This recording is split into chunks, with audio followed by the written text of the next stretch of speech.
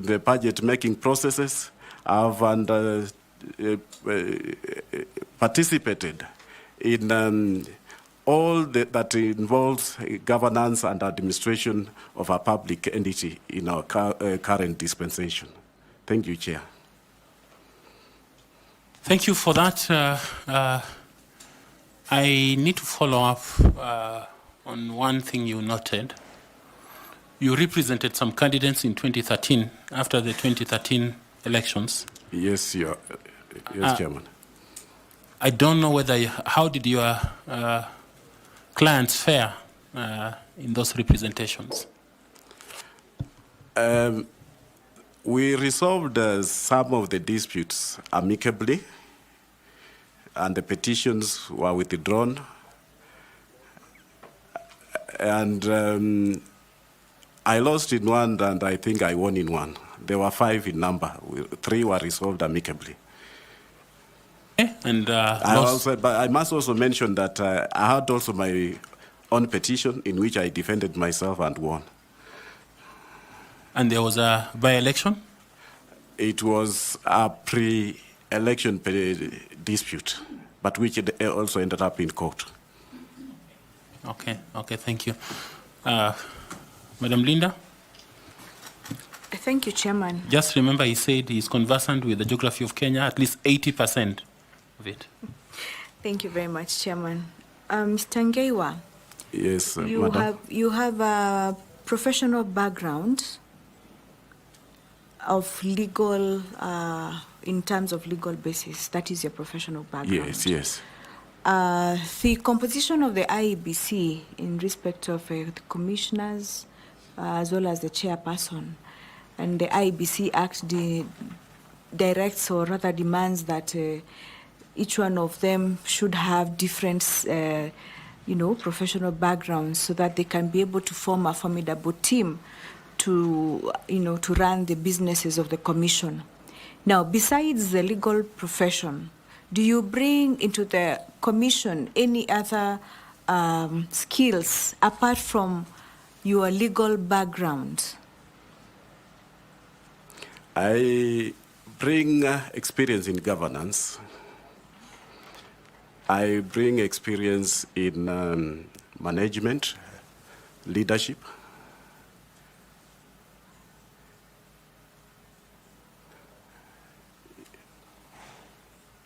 In addition to that, Mr. Ngeiwa, do you have any competencies that can help you to fulfill the duties and obligations of a chairperson of the IEBC Commission? As I've mentioned, I'm a certified secretary, and therefore I have knowledge in, I'm a compliance expert, legal, financial. I am one of the resource persons who engage with even auditors when they audit our institution. Thank you, Chair. Okay. Just as a follow-up to one of the questions, you talked about your capacity in governance. Do you want to just elaborate that a bit?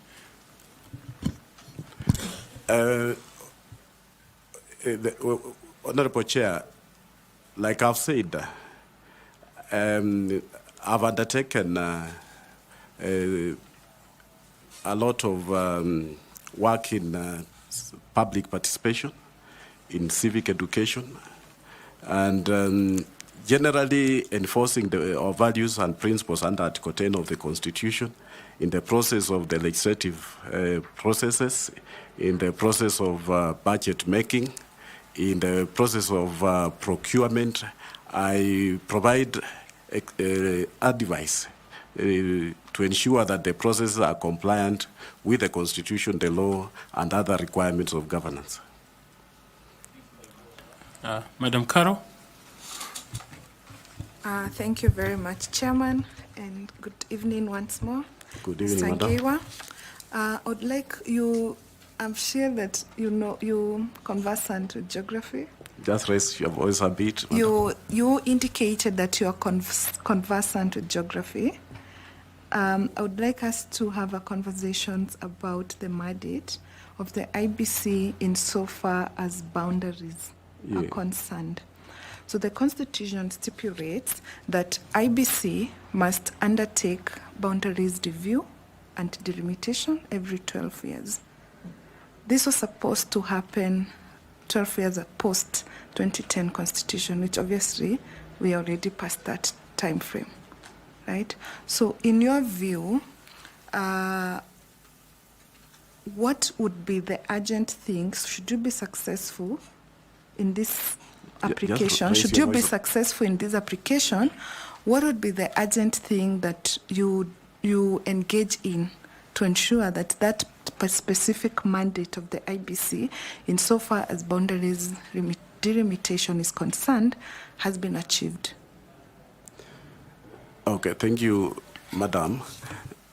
Unfortunately, there's a gap. The Constitution doesn't provide expressly what is to be done in view of the fact that the timelines have passed.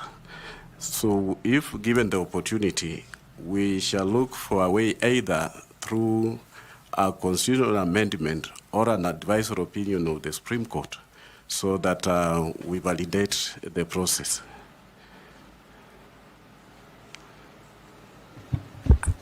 Apart from going that long route of seeking a constitutional amendment or an advisory opinion from the Supreme Court, what is within the powers of the IBC? What can you, as the chair of the IBC, use, through policy frameworks or any other existing instrument at the disposal of IBC that would be available to ensure that that crisis or the challenge that we have now, that boundaries have not been reviewed past the constitutional framework, is achieved? Is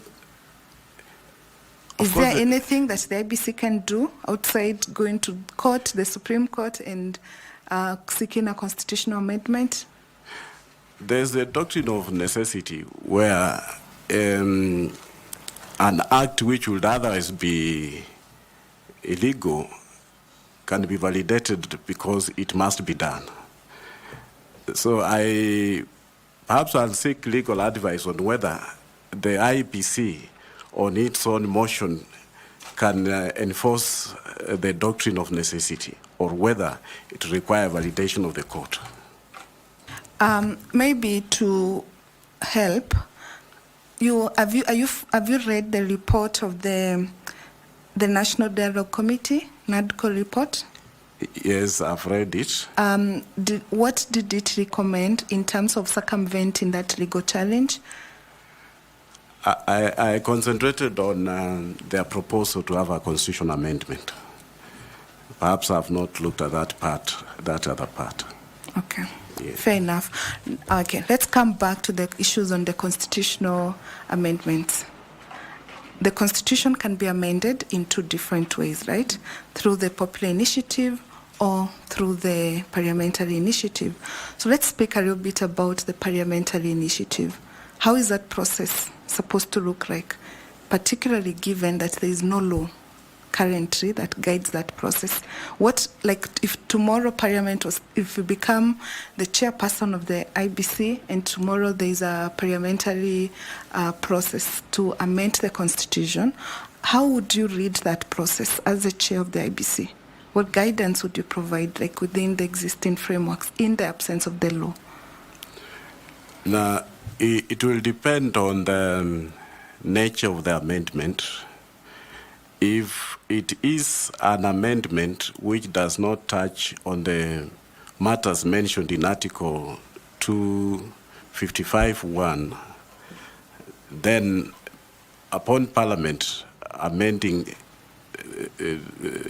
passing the bill to amend the Constitution, the President will assent to the bill and it will become law. If it's a matter touching on falling under Article 255(1), then upon the President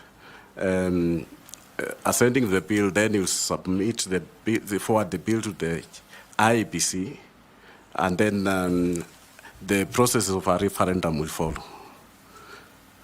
Yes. right where the challenge is. There is no law that guides those processes. Yeah. But now the process, remember, there was an amendment, proposal, an amendment to amend the Constitution through the popular initiative, despite the fact that there was no existing legal framework. So my concern, my question to you is, in the absence of this legal framework, what are those processes that you foresee that IBC must put in place or must undertake to carry out the amendment process? Yeah, if the process requires a referendum, because the bill will be forwarded to the county assemblies, and the county assemblies will interrogate the bill. If half of the county assemblies pass the bill, then it's subjected to the referendum process. Perhaps we would do with what is within the Election Act on matters referendum. Thank you, Mr. Ngewa. Thank you, Mr. Chairman. Thank you, Caro. Koki? Good evening, Mr. Ngewa, and karibu sana. Asante sana. You have interacted, you mentioned that you have interacted with the electoral cycle. Could you start by telling the panel 3 parts or segments of the electoral cycle, please? 3? 3 segments or phases of the electoral cycle. We have the voter registration. We have the party nominations, and we have the voting and declaration of results. Thank you. Thank you very much. I would like to ask you some questions around voter suppression. Somebody said that in relation to election rigging or taking away, election rigging, that it is easier to rig an election while it is out there. Like it is easier to steal maize when it is still in the farm than when it is brought in the granary, because when it is in the granary, it is in sacks and it can be counted. But when it's in the shamba, you can just pick here and there and ensure that it cumulatively you have stolen enough of grain. Similarly, in elections, election experts always say that there are many ways in which voter suppression can be done, leading to affecting negatively the outcome of an election. What is your understanding of voter suppression? And can you name 2 ways in which it can be done? Thank you. Okay, voter rigging may be done even during the registration process, where voters are transferred, where even voters are, potential voters are dissuaded from registering as voters. It can be done through the register by not updating the register. It can be done during party nominations. It can be done through bribery before the elections, and many other ways which go on the ground. Thank you very much. Lastly, what would be, should we recommend you for nomination for this process? What are some of the opportunities of voter suppression that the Commission should look at, like the ones you have just said, and what measures do you see yourself putting in place to make sure that voter suppression does not occur in Kenya? Thank you, Chair. The problem we've been having essentially is lack of information among our people on the ground. So one of the measures the Commission or I'll put in place, we shall have a robust strategic communication framework so that the people are informed from even prior to the registration process about their civic rights, about their civic obligations, about the programs of the Commission, the timelines and timings, and their roles. So that by the time we are going to register the voters, we have sufficient, adequate information among the people of what they are supposed to do. We shall also, in that regard, ensure that we undertake comprehensive voter update of the voter register to engage with other agencies of government, including the registration, so that at any given time our register remains as much updated as possible. And then when the people have adequate information, especially disadvantaged groups like BWDs, the marginalized, sometimes because of lack of information, they don't even offer themselves to participate. They don't know their role, the role of the political parties, how they are supposed to get even the nomination slots. That, if you don't participate in party politics, then you don't stand a chance of getting a nomination. So we need to sensitize them in advance so that they take active roles in political parties, and they that way they will secure their rights and chances. Thank you very much, Mr. Nkewa, and thank you, Chair. Thank you. Just to follow up on those questions by Dr. Koki, how is violence used in voter suppression in Kenya?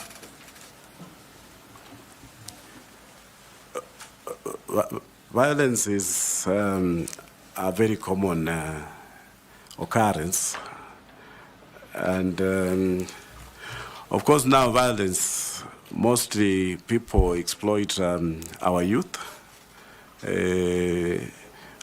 who may not have employment. During the electioneering period, of course, it becomes a business. During campaigns, at funerals. So those who have the resources take advantage of the vulnerability of our youth. Unfortunately, we don't have a law that in place that enforces measures and mechanisms on the use of money that actually is the prerequisite of violence during campaigns. Okay, thank you. FCP Etanui, do you like to ask your questions? Thank you, Chair. And karibu tena Bwana Ngeiwa.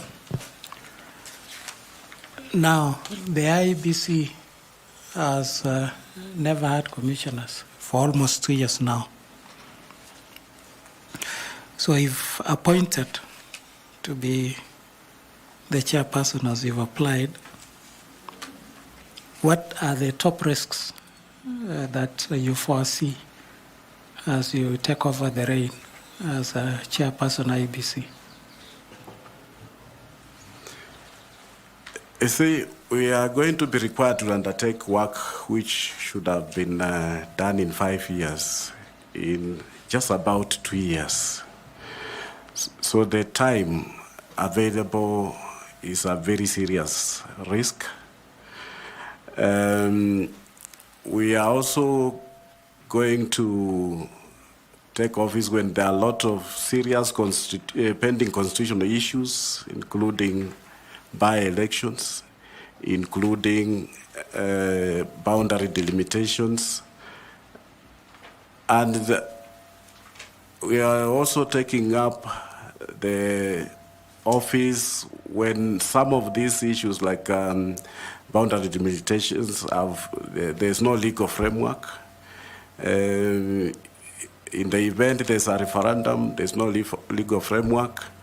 Even about the by-elections, they are time-barred, there are constitutional issues about the timelines.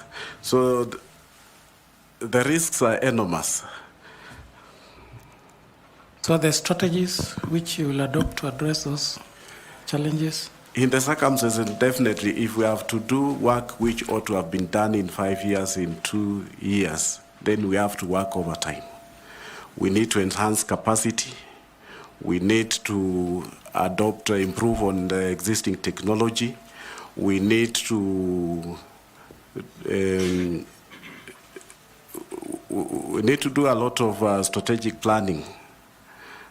We need to engage a lot of stakeholders to assist us, facilitate the processes expeditiously. Lastly, one of the key features of independent commissions is the issue of a collegial decision-making process, collegiality. So as a chair of IEBC, how would you ensure there is unity and collegiality amongst your commissioners and staff of the commission? Thank you. Thank you, Chair. Throughout my work, from the time I was a student, I've been a team player. I ran a student governing council. I've been a chairperson of school boards of management, school boards of governance. I've been a chair of committees within my institution where I work. I am even currently the chairperson of the integrity committee of the Kitale Bar Bench. So I'm not new to teamwork.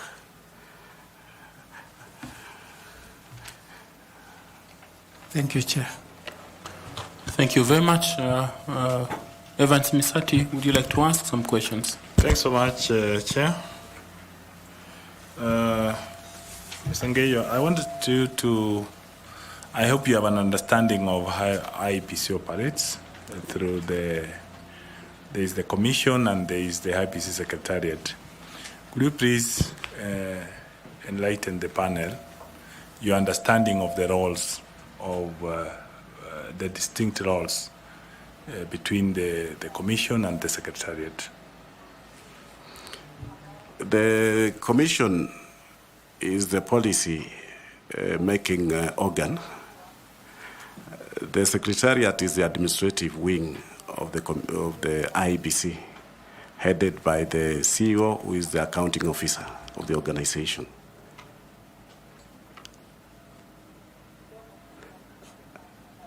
That's all you have? Have I answered you, sir? Yes, you have answered it.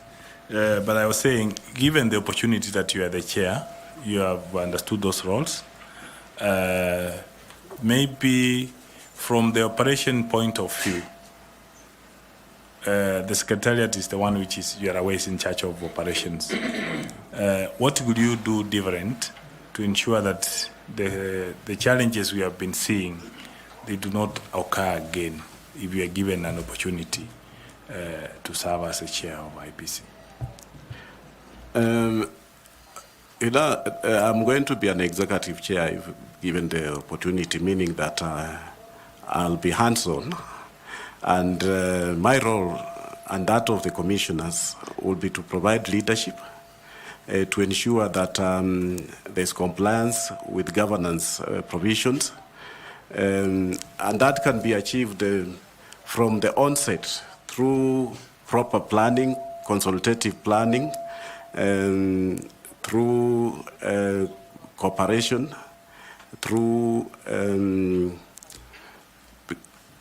putting in place mechanisms and structures so that there are systems which are actually running the organization and the people are basically the instruments operating the systems. So once we have the systems in place, once we have the proper plans, the procurement plans, strategic plans, then it will be very easy to provide leadership and direction. Thanks, Chair. I think that is enough for me. Okay, thank you very much, Evans. Now I will ask Mrs. Fatuma Saman to ask some questions. Thank you, Chair. Mr. Ngeiwa, Yes, Madam. in 2017, Yeah. it was reported that about 7% of women candidates experienced some form of gender violence during the election period.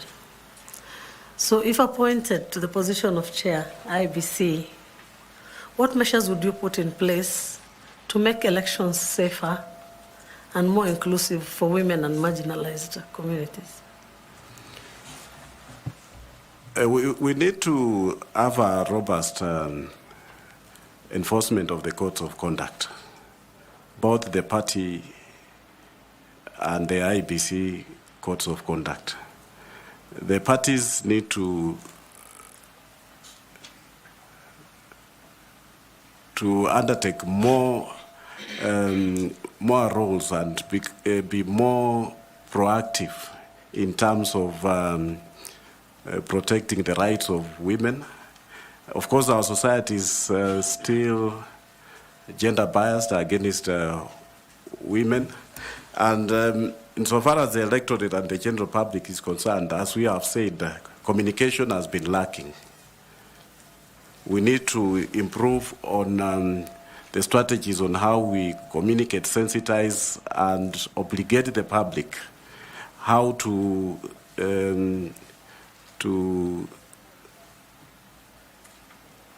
put in place measures to ensure that parties, especially parties, political parties, put in place measures to protect their members who are women and other disadvantaged groups. And the Commission should be given more powers to enforce the codes of conduct. The penalties which are in place currently have not been effective. They have been there from 2013 or even before, but still the issues which we sought to address in order to realize a free and fair elections still persist, especially in terms of gender and other disadvantaged groups. Thank you. Bwana Ngewa, do you think that we have had free and fair elections in Kenya?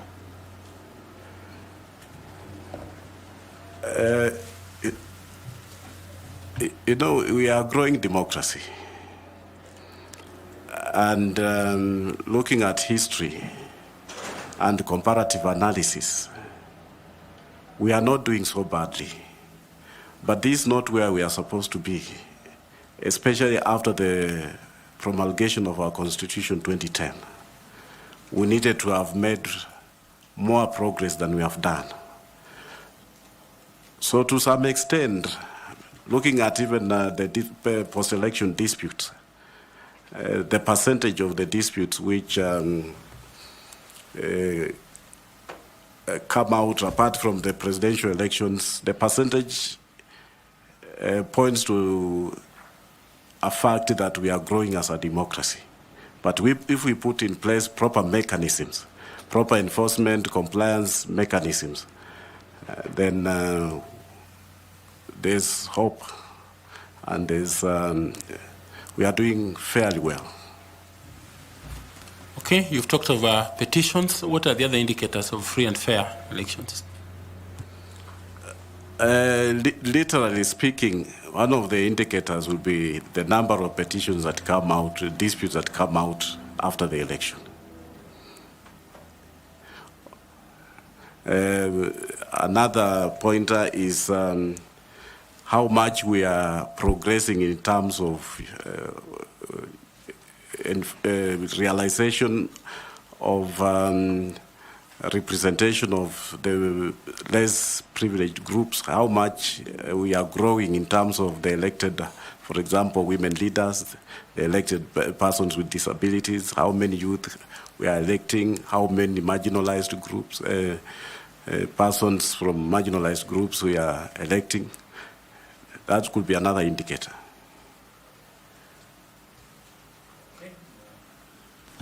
Thank you very much. Allow me to now move on to Mr. Nicodemus Bore, next to you there, to ask you some questions. Thank you, Chairman. Nangeiwa,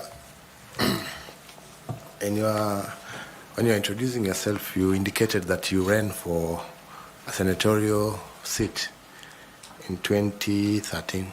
Yes, sir. And thereafter, I think you lost during the nomination? No, I lost in the general election. And you went ahead and petitioned the win against you?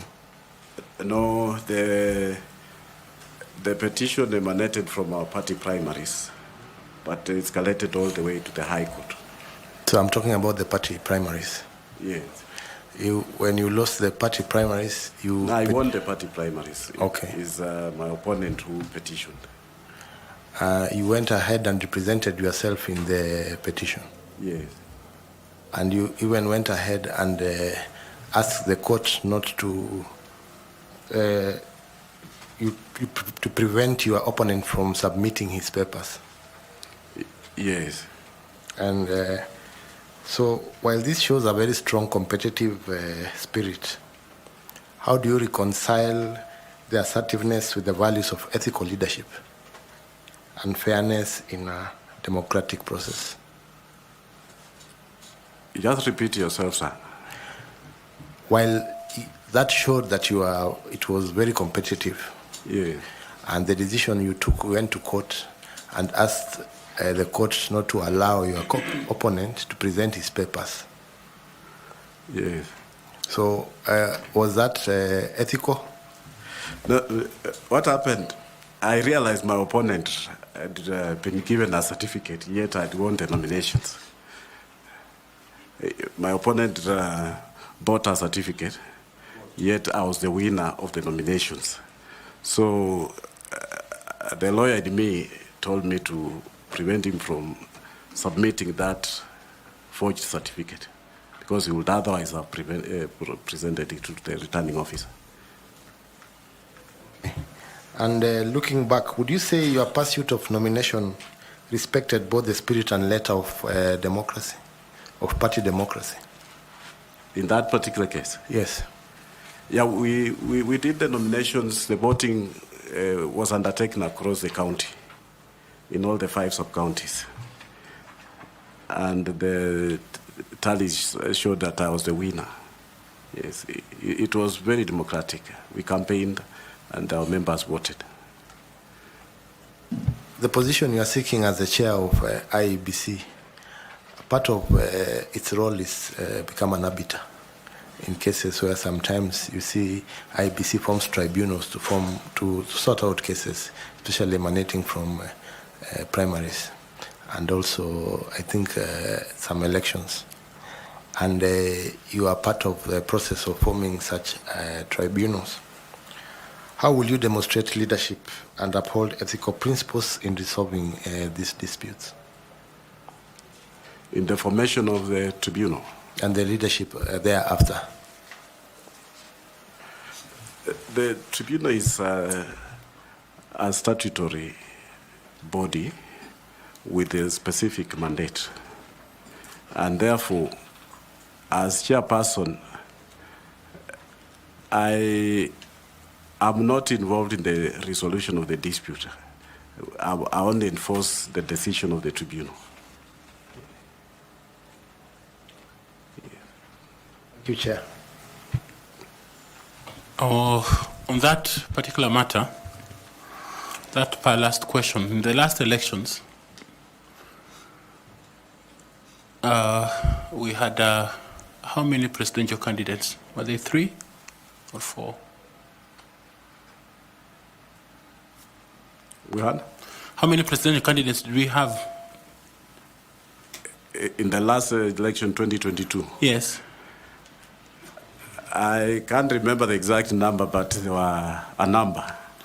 Okay, there is one aspirant who sought to present his papers is a person living with a disability, and he eventually did fail to present his papers to IEBC and did not run in the elections. And if you follow those elections, what will you say about the fairness of IEBC or the chairman of IEBC in how that particular candidate was treated? I don't remember the specific case, but there are timelines. This was Ruben Kigame. There are timelines on how and when to present the nomination papers. So if he was out of the timelines, then there's little that could be done. But I doubt whether they could have, if he was within the timelines, why the nomination papers will be refused to be accepted. Thank you. Professor Adam Solo, please. Thank you, Chair. Wanange, you are looking at your CV. One sees that from September 2024 to date, you have held the position of chairperson Kitale Bench Ethics and Integrity Committee. Is that right? Yes, Professor. Based on that, what would you tell this panel that have been your key achievements and milestones in the enforcement of leadership and integrity? I've been at the forefront in matters of ethics and integrity. In fact, that position of chairperson, I attained it through a democratic process of the branch law society members. We were subjected to a democratic process to come up with a chairperson who is known and believed to be of undoubted integrity. That's how I earned that position. In fact, that committee was the first of its kind in the country. The then presiding judge of the High Court, because of our zeal to fight the vice of corruption, we came up, it was an informal committee arrangement. But thank God, after he was even elected as a commissioner at the JSC, now the JSC has issued guidelines and made those required that every bar bench in the country comes up with a similar committee. So that was a brainchild of the then judge and myself. You're seeking to be the chairman of IEBC, a body that has gone through a lot of palpitations, either resignations or forced resignations, divided decisions in the glare of the world. What makes Ngeyua say that I'm the solution? Give me that chair and you shall cure all these challenges that the Commission has had. What is in your arsenal that one is not able to see through your CV? What is it that you bring on board? Thank you, Honorable Chair. The liberty we are enjoying, Honorable Chair and members, was fought for by some people.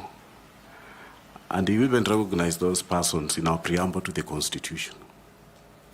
There were people even during the colonial period, Kenyans, who offered their lives that we may be free. In the process of our democratic progress, there are people in this country who have offered themselves until we are where we are today in terms of democracy and human rights. And therefore, every generation must have these people. And I believe in my generation, I'm willing to partake of that cause in the defense of our democracy. Hear you that it is time for a new generation to be at the helm. Thank you, Chair. Thank you very much. FCP Etanui. Just a follow-up question from what Professor has put, that it is time for new generation to take over. So what is it, Manangeyo, the chair of IEBC, vis-a-vis commissioners, what is it that, did you apply for the commissioner? Yes, I applied for both of them. You are shortlisted for both? No, I was shortlisted for the chair. Yes. So what is it that made you want to be the chairperson? What is it? What is the drive to be the chair? Looking at your generation, as Prof is putting it, what quality or what is the drive for you to be the chair of IEBC? Thank you, Honorable Chair. I confirm that if I was there in 1945, 1952, I would have gone to the forest. If I were there in the 1980s, I would have stood against the single-party machinations. And that's why when we were writing even our constitution, where I come from a lowly background in terms of land owning in this country. And I've done a lot. Chapter 5 of the Constitution, if you read my dissertation, LLB dissertation, it has a lot of overtones of my recommendations. So I believe this is the time for those of us who are not there, for those of us who believe in our nationalhood, to present ourselves and take up these positions, that perhaps we may make a difference. People have said you will be killed. On social media, everywhere, some people are saying even don't go for that interview. But there are some people who must present themselves. We have our young people who go to foreign missions, they come back in coffins. If I didn't have impaired hearing, I would have joined the Air Force. I believe I have what it takes, the stamina, the resolve, to undertake this position. Thank you for that resoluteness. Lastly, assuming you get this position and you are the chairperson of IEBC, you will find that one of your fellow commissioners is leaking confidential commission information to one of the political parties that are involved in the upcoming elections. What would you do? We have a code of conduct. We have the constitutional values and principles of governance. We have the Leadership and Integrity Act. So despite the fact that a commissioner is independent, if he is doing that, then we shall take the necessary measures of making the necessary recommendations to the oversight body, that's Parliament, to undertake the necessary process of removing them. Thank you, Chair.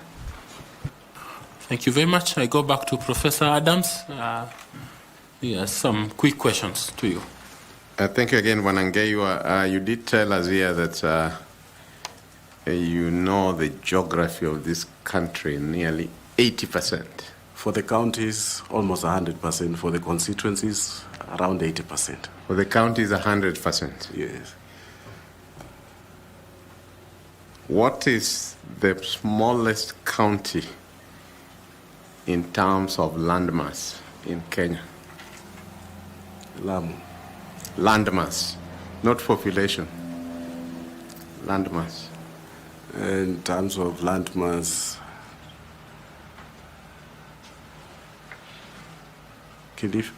Mombasa. Which county has the highest number of electoral wards? And statistically, there are how many? I can't tell the number of the wards, but it should be Nairobi. Thank you, Chair. Okay, thank you very much. I don't know, Linda, do you have some question? Thank you.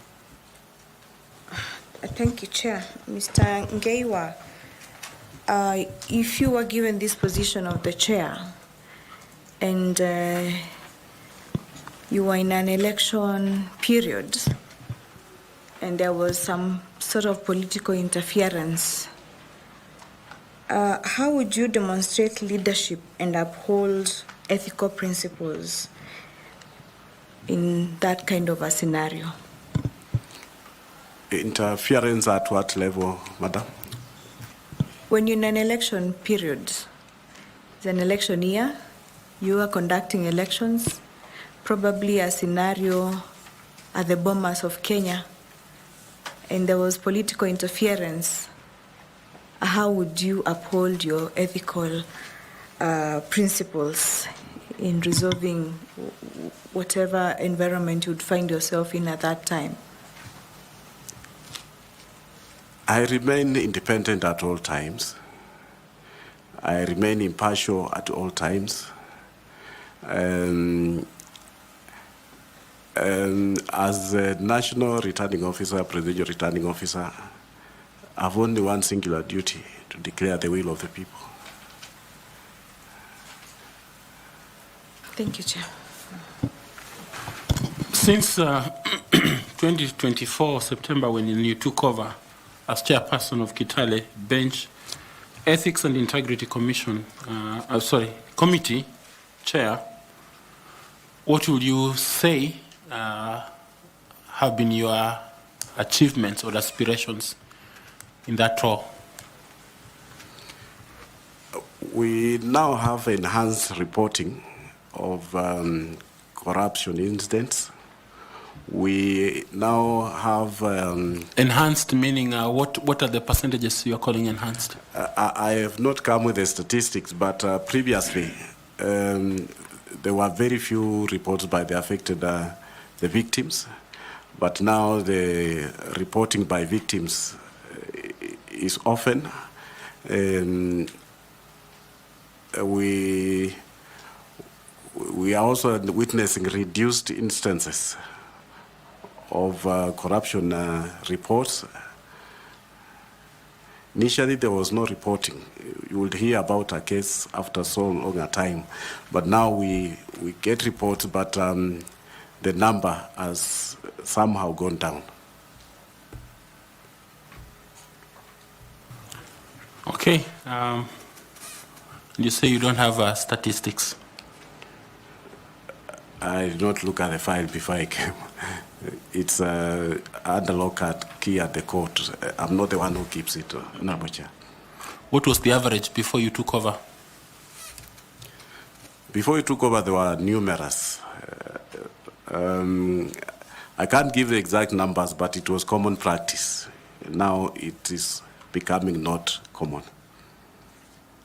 Okay, thank you very much. We have come to the end of our questions to you. And once again, allow me to reiterate that we are grateful that you spent time to come, engage with us, and we are extremely grateful that you have spent your time in this manner. I don't know whether you have any question for us or you have anything, comment that you'd like to make. Kindly. Edward. Okay, thank you, Chair. I don't have a question, but I just also want to appreciate the committee, the panel, for inviting me, and particularly for being true to our Constitution, especially in terms of Articles 54 and 56. I'm privileged that a person of my caliber from such a background, I'm able to be given a hearing by this auspicious panel. I wish you well, and may God bless you. Thank you very much. Kindly remember, we do have your documents. So as you leave, it would be nice for you to have them so that you don't leave them with us. There's some water there. Feel free to take. There may be some tea somewhere within the precincts. Feel free to take and safe travel back to Trans Nzoia, to Kitale. We appreciate the people of Kitale for making food for us. Yeah. Thank you very much. Thank you very much. Yeah, asante and blessings. Sana. Thank you. Naweza enda na imagine. Yes, that's your. Okay, thank you. And the notebook too. Thank you. Thank you. Yes. Please pick his certificates and take them to him. Somebody should pick Sergeant at arms. Pick the folder there, kindly. Madam, pick the folder here and take it to him.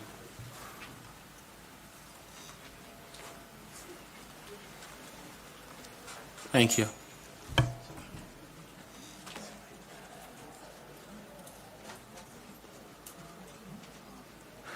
Okay, thank you very much.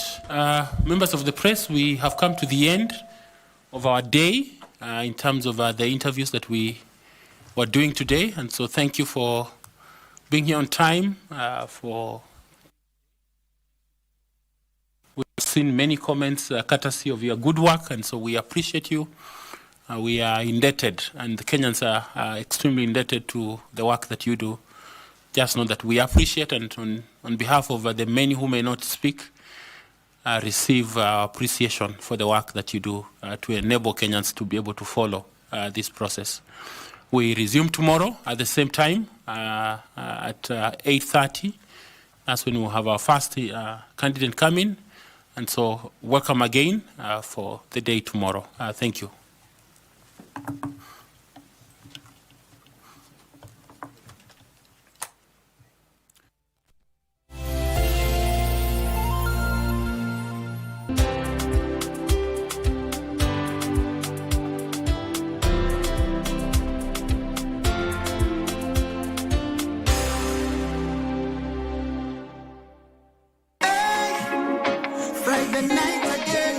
Greetings in the name of the Most High, Jah Rastafari. My good name is Marley Moses, the positive warrior, alongside... Yes, sir, DJ D-Rage, the baddest. Each and every Wednesday from 10 p.m. on KBC Channel 1 TV. Tunakuletea the biggest reggae party in 254 in a yard extra. Extra niceness of reggae music. Extra dose of entertainment. When the thing is nice, we have to do it twice.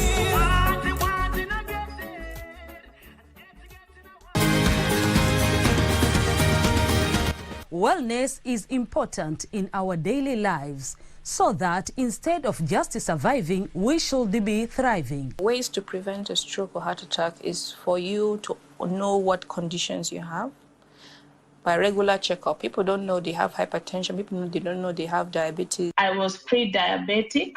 I was afraid of getting lifestyle diseases because I come from a family that has lifestyle diseases. How do you know if your cough is due to a serious condition?